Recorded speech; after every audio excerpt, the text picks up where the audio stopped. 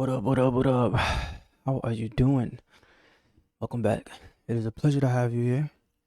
And today's topic is going to be a little bit incongruent to the last episode, which was all about the default mode network. And I'm probably not like this 100%. I'm going to probably talk about the default mode network multiple times in this channel of, in this podcast for multiple reasons, just because, it's like plays such a huge role towards just creativity and coming up with ideas and just doing things right, but at least creatively.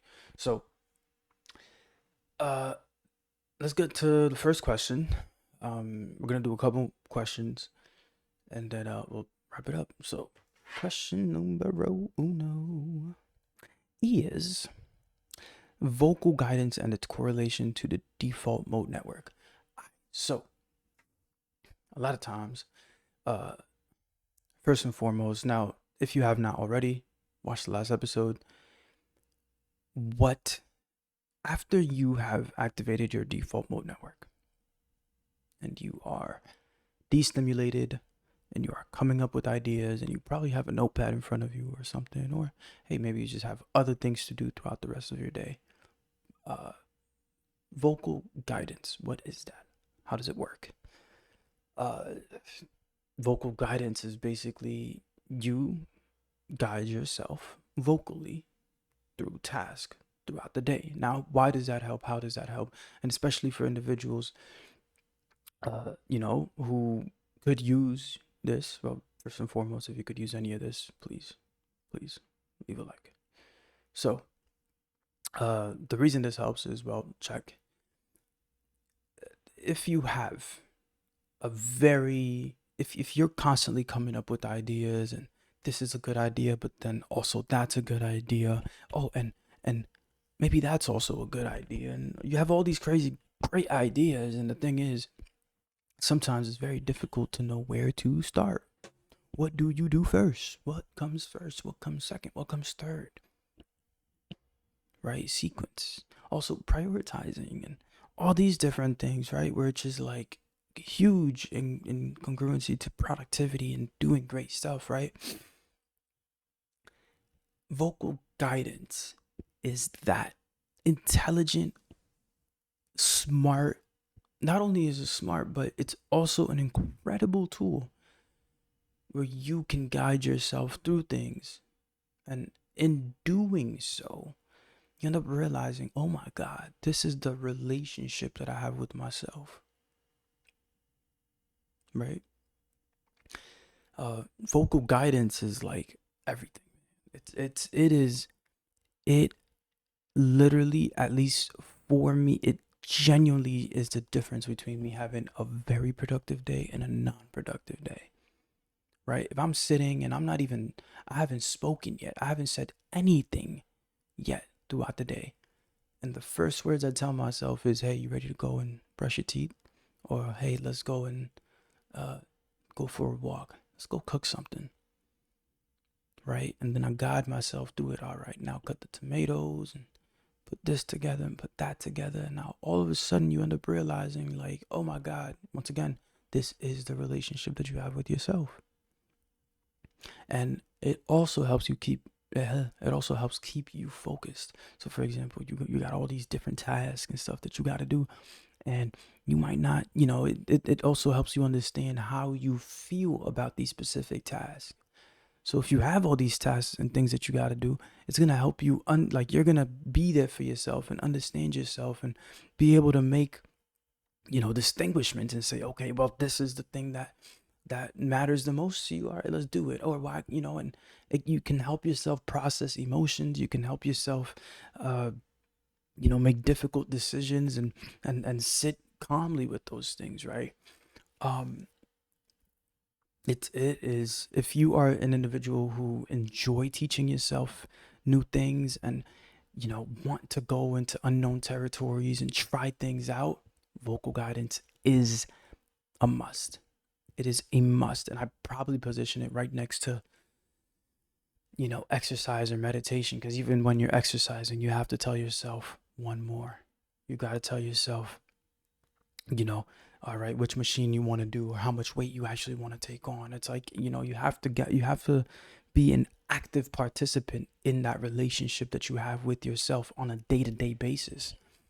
And if you're an individual with many ideas and a lot of creativity, that's going to pay dividends. It also helps you with patience, which is very important.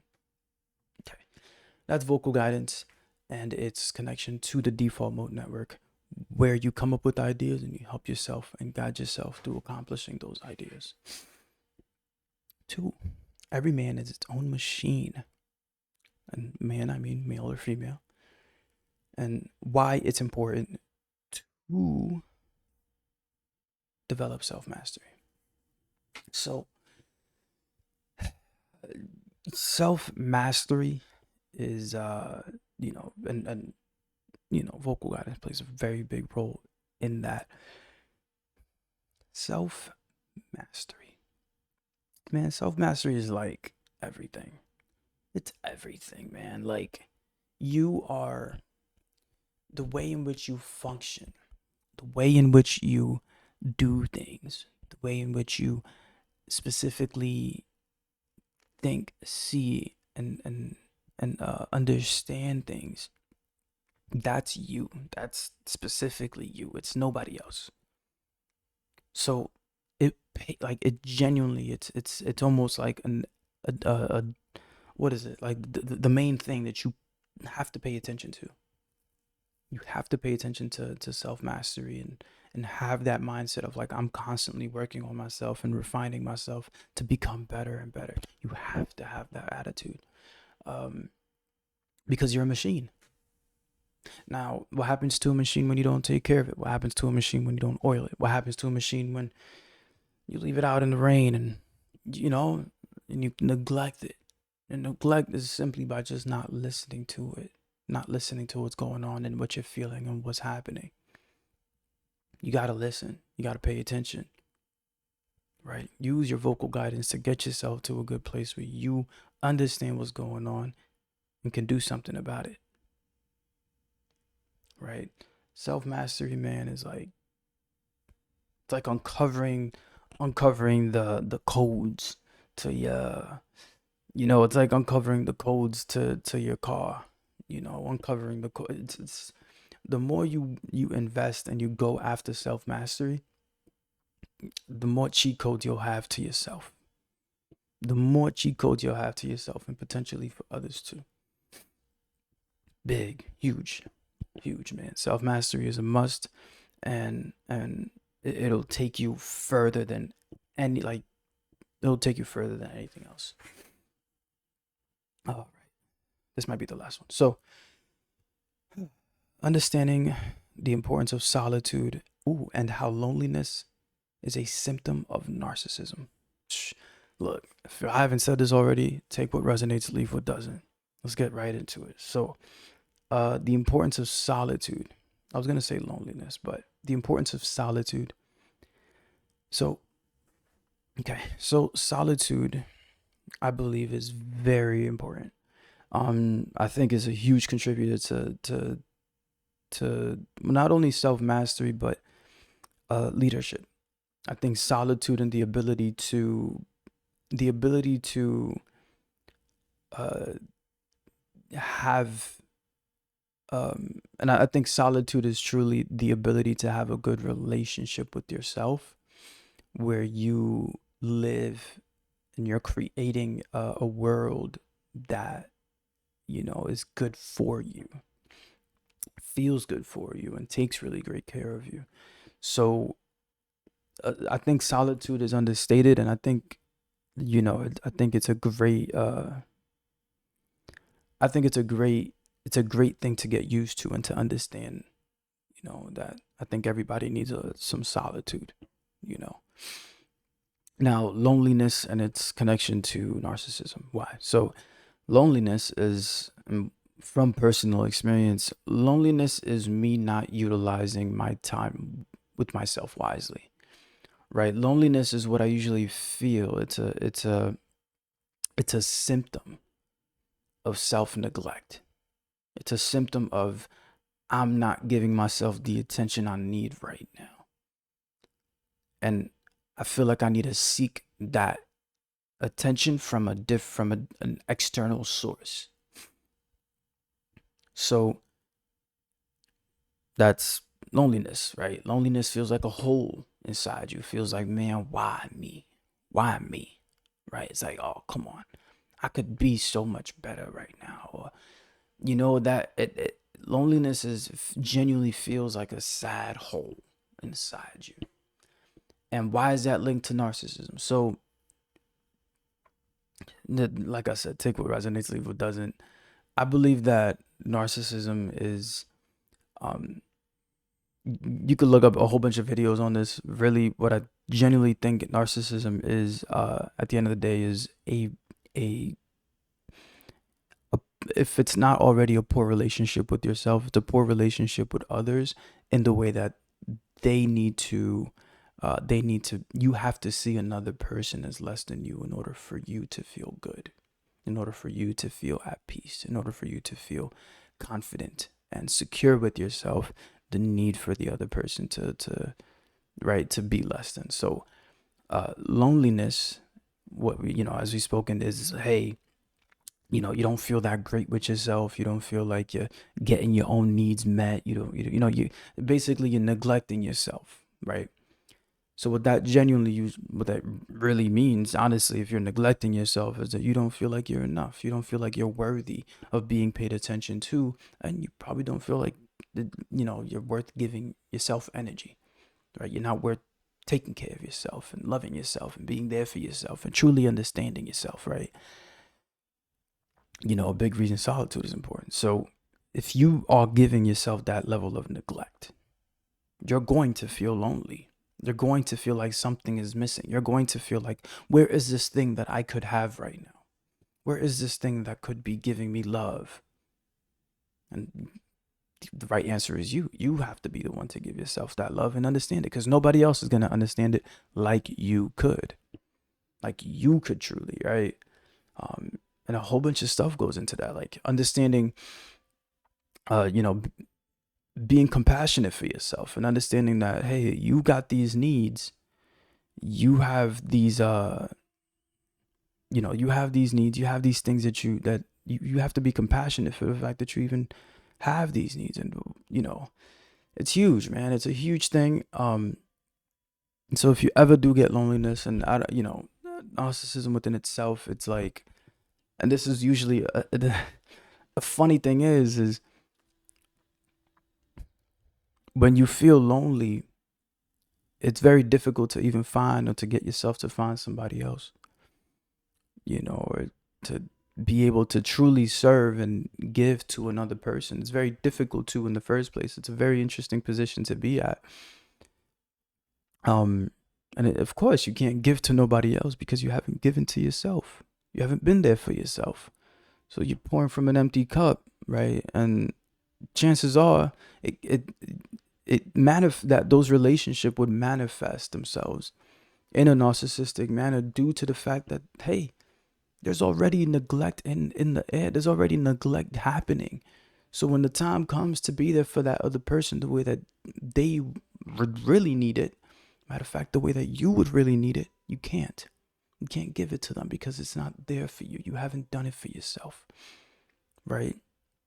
And so you have and the byproduct of that is once again, it's just another, and you can feel it. It's like, oh, I feel great, but there's a chance that that person didn't feel that great either at the end of whatever relationship you had, um, because of made them feel like shit because you felt like shit.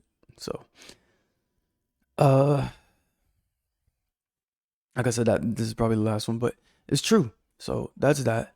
Um, yeah, and this is a super interesting topic, right? Because there's all kinds of stuff going on, um, when it comes to that topic of loneliness and understanding, you know, how it's a symptom of self neglect, and how it can manifest itself into all kinds of, um, incomplete relationships, right? So you You got to have a complete relationship with yourself, and one of the best ways to do so is to look at and associate solitude with self-mastery.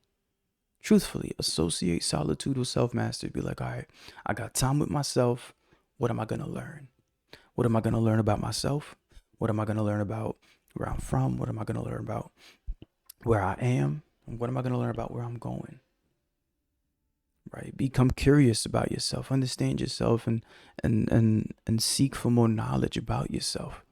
Right? That's the gift of solitude, and it's you know what I mean? It's like, hey, if you're young and you're going and you feel lonely, get used to that. Get used to that feeling of loneliness and see it as an indicator for the work that you got to do. See it as an indicator for, oh, I got stuff I got to learn. I got things to learn, you know. And that's going to give you use loneliness as a guide. Be like, okay, I could learn this, I could learn that. Now all of a sudden you got self-mastery stirred up from loneliness, and that's the right direction to go. Now you could use all kinds of different codes and cheat codes that you have with yourself, and right, and then you integrate vocal guidance into that, and you've got a better relationship with yourself. You understand what you need and how to get those needs met, right? You got to go in that direction, because outsourcing these needs of yours, outsourcing this feeling to fulfill that loneliness is going to result in just, oh, that person leaves, I'm right back where I'm right back where I was at. And that's a difficult loop to have. So